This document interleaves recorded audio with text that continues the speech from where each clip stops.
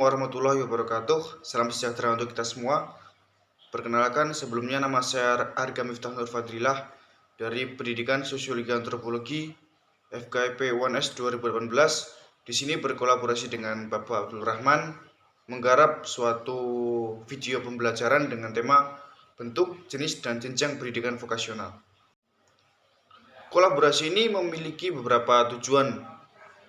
Yang pertama adalah mendefinisikan pendidikan vokasi, yang kedua adalah menjelaskan bentuk, jenis, dan jenjang pendidikan vokasi, dan yang ketiga adalah menjelaskan perbedaan pendidikan vokasi dan pendidikan profesi. Sebelum melangkah lebih jauh, ada baiknya kita mengetahui apakah itu pendidikan vokasi. Karena bagaimanapun kita harus tahu dasarnya dulu apa itu pendidikan vokasi sebelum membahas tentang hal-hal yang lebih lanjut.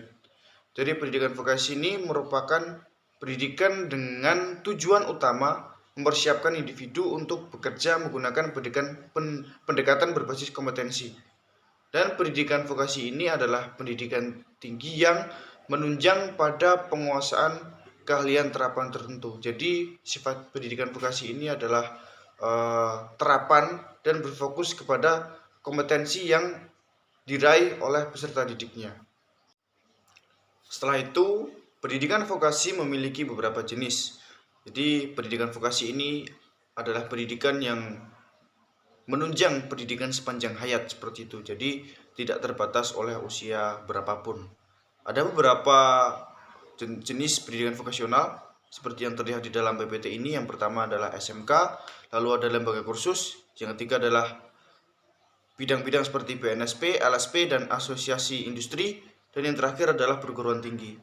Jadi SMK ini memfasilitasi pendidikan vokasi di level seperti tingkat SMA seperti itu. Lalu ada lembaga kursus dan BNSP, LSP, asosiasi industri ini lebih ke tidak ada batasan usia.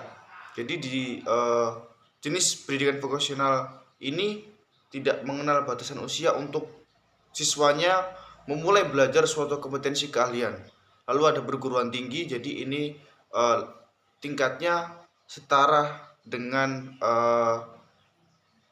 bisa dikatakan sarjana dari perguruan tinggi sama dengan sarjana terapan yang diraih dari pendidikan vokasional seperti itu. Jadi pendidikan vokasi ini memiliki jenis-jenis yang bisa dimasuki oleh segala segmen usia dan sifatnya tidak terbatas sampai akhir hayat. Lalu kita masuk ke dalam hal jenjang pendidikan vokasi. Jadi dalam Undang-Undang Perguruan Tinggi, pendidikan vokasi ini memiliki beberapa jenjang. Di sini tertulis ada 6 jenjang. Yang pertama adalah Diploma 1, yaitu KKNI level 3. Yang kedua adalah Diploma 2, KKNI level 4. Yang ketiga adalah Diploma 3, KKNI level 5. Dan yang keempat, Diploma 4, Sarjana Terapan, KKNI level 6. Yang kelima, Magister Terapan, KKNI level 8. Dan yang terakhir adalah Doktor Terapan, yaitu KKNI level 9. Dan di sini tidak ada perbedaan antara pendidikan vokasi dengan pendidikan tinggi yang umumnya dipelajari. Jadi levelnya setara antara sarjana terapan dengan sarjana ilmu murni seperti itu. Begitu juga dengan magister dan doktor. Setelah itu kita melangkah ke bagaimanakah perbedaan pendidikan vokasi dengan pendidikan profesi, karena kedua hal ini sedikit memiliki kemiripan yang mungkin beberapa orang sulit untuk membedakannya. Nah, untuk itu saya bertanya kepada Pak Abdul Rahman untuk menjelaskan bagaimana perbedaan antara pendidikan vokasi dan pendidikan profesi, dan juga untuk menjelaskan bagaimana bentuk dari pendidikan profesi seperti itu. Monggo Pak Abdul, waktu dan tempat saya persilahkan.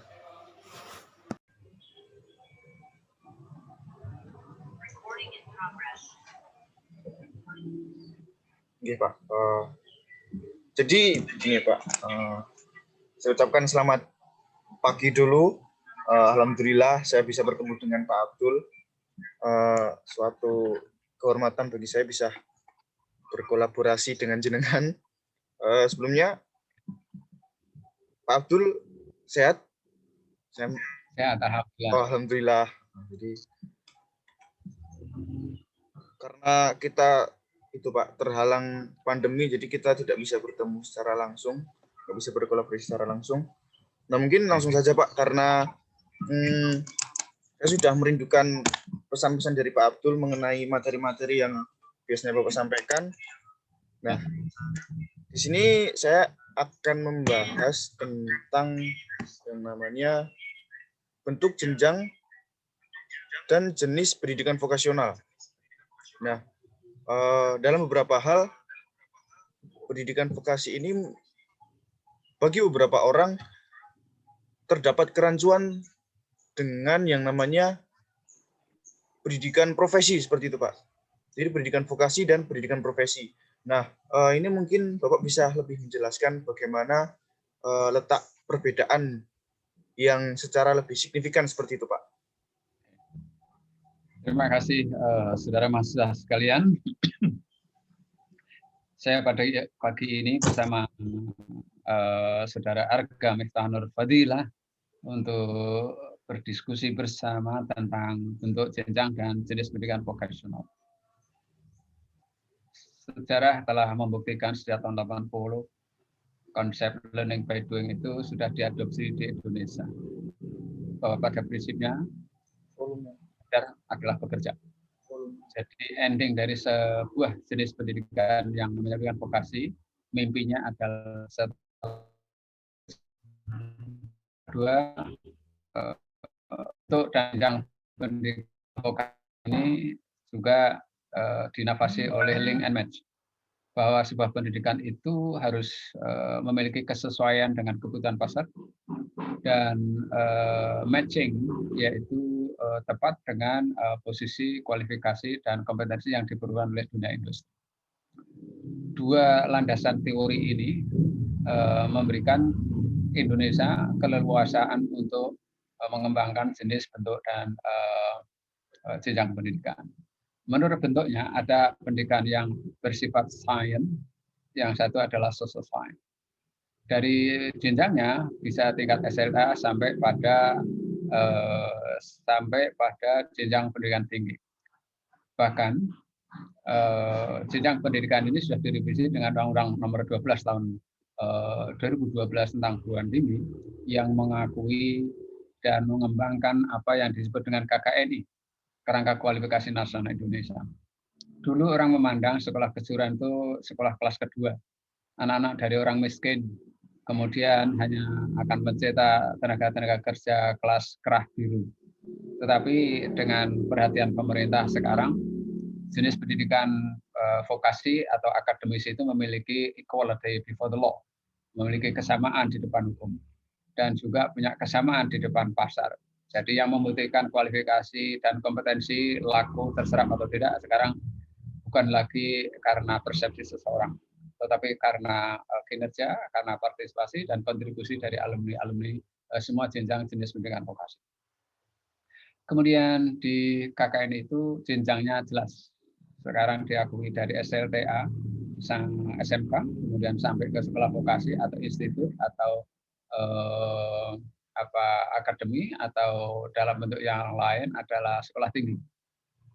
Nah, ini bisa S1, bisa sampai pada level S1 sejajar dengan itu yang disebut dengan diploma 4. Kemudian bahkan dari diploma ini juga punya jenjang untuk menurunkan sampai master, bahkan sampai dokter. Jadi tidak ada diskriminasi di dalam KKNI sebagai pengejauhantahan terhadap Undang-Undang 12 tahun 2012. Ini harus dipahami oleh seluruh bangsa Indonesia. Ada pilihan sekarang di muka hukum, pasar, dan peminat dari sekolah jenjang pendidikan vokasi ini memiliki kesamaan hak, kesamaan akses, kesamaan kualitas. Dari jenisnya ada profesi, ada vokasi. Kalau profesi itu memiliki basis pada akademisi dulu. Misalnya kayak kependidikan, teorinya dulu di S1. Nanti ada namanya PPG, ada kedokteran, nanti ada profesinya. Ya, ini profesi kedokteran. Ya. Di bidang kesehatan pun ada profesi, ada vokasi. Vokasinya adalah misalnya K3. perawat bidan itu vokasi. Tapi kalau profesinya itu nanti ada jenjang-jenjang tertentu yang mengikuti dari alur pendidikan akademik, tetapi bukan spesialis, bukan master, bukan keahlian. Oke, itu jenisnya. Kemudian bentuknya ada dua sebenarnya. Bentuknya itu ada yang STEM, Science, Technology, Engineering, dan Mathematics di IPA. Kemudian di rumpun yang lain adalah dalam bentuk ilmu-ilmu sosial. Misalnya apa? Kuliner, fashion, kemudian musikologi. Ada jenis yang di dalam grup ekonomi kreatif itu adalah basisnya adalah pendidikan vokasi. Bahkan sekarang STEM dikembangkan oleh Generation Girl, wanita-wanita muda yang mengembangkan LSM dengan Generation Girl ini didukung oleh unicorn terbesar Indonesia seperti Grab, Traveloka, Shopee, dan lain-lain untuk melatih anak-anak SD mengenalkan matematika menjadi senang, mengenalkan sains teknologi menjadi senang. Anak perempuan juga boleh belajar tentang elektro, arsitek, sipil, lingkungan, dan lain sebagainya. Ini menjadi sebuah terobosan baru. Dan ini tidak perlu dengan gelar, namanya dengan blog. Kursus yang ditawarkan oleh LSM Generation Girl ini cukup 1 bulan dan gratis. Ini sebuah terobosan baru. Saya kira itu yang kami bisa sampaikan untuk mengawali diskusi lebih panjang dalam pertemuan dan mata kuliah dalam video Anda. Terima kasih. Assalamualaikum warahmatullahi wabarakatuh. Waalaikumsalam warahmatullahi wabarakatuh. Terima kasih kepada Pak Abdul. Banyak sekali hal-hal yang dapat kita ambil dari penyampaian yang telah dilakukan oleh Pak Abdul. Jadi mungkin cukup sampai sini dulu apa yang dapat saya dan Pak Abdul kolaborasikan dalam pembelajaran membuat video pembelajaran kali ini. Apabila ada salahnya mungkin saya mohon maaf sebesar-besarnya Pak, dan juga berterima kasih sebesar-besarnya. Setelah ini saya akan leave dan diganti teman-teman yang lain. Terima kasih atas waktunya. Nah, kita telah mendengar bagaimana penjelasan dari Pak Abdul mengenai perbedaan pendidikan vokasi dengan pendidikan profesi. Banyak sekali yang dapat kita ambil dari beliau. Maka dari itu, kolaborasi ini harapannya dapat berlangsung di kemudian hari, tidak hanya di mata kuliah kali ini yaitu pendidikan profesi, agar dapat terjadi wacana keilmuan yang terus berkembang antara untuk pribadi diri saya sendiri dan untuk teman-teman semua. Setelah itu, untuk teman-teman yang menyaksikan, di sini ada link untuk LKPD pembelajaran dan juga refleksi pembelajaran yang bisa diakses oleh teman-teman semua. Jadi agar pembelajaran ini memiliki arti bagi teman-teman dan lebih masuk apa yang telah disampaikan oleh saya dan juga oleh Pak Abdul Rahman. Di akhir video kali ini, saya menjelaskan bahwa video pembelajaran ini merupakan kolaborasi antara dosen dan mahasiswa semester 6 dalam mata kuliah pendidikan vokasional, program studi pendidikan sosiologi antropologi, Fakultas Keguruan dan Ilmu Pendidikan, Universitas 11 Maret Surakarta. Jadi untuk itu saya berterima kasih kepada Pak Abdul yang telah memberikan waktunya dan kesempatan untuk berkolaborasi dengan jenengan. Terima kasih juga untuk teman-teman yang telah menyaksikan video pembelajaran ini. Apabila ada salahnya mohon dimaafkan. Assalamualaikum warahmatullahi wabarakatuh.